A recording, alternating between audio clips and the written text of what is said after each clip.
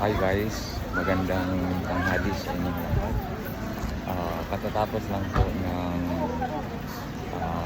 huling misa sa umagang ito. So, sa muli ay dumalaw tayo sa tahanan ng Panginoon para magsimba at para magpasalamat muli sa mga blessings na binibigay niya sa ating lahat.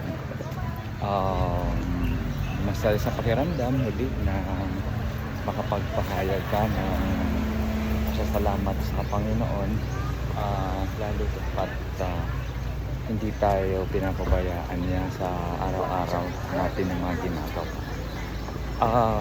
Bilang pumili ng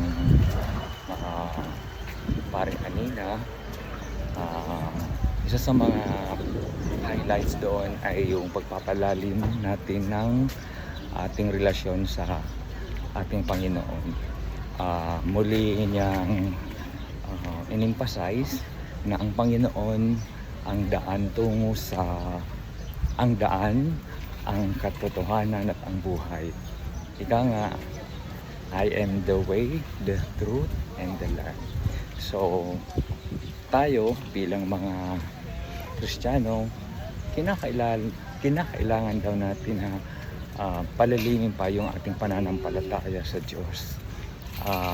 At yun ay pwede nating gawin sa mga mumunting kaparaanan na ginagawa natin sa ating kapwa. So, yun lang po, at sa muli, magandang tanghali sa inyo at blessed Sunday. Bye-bye.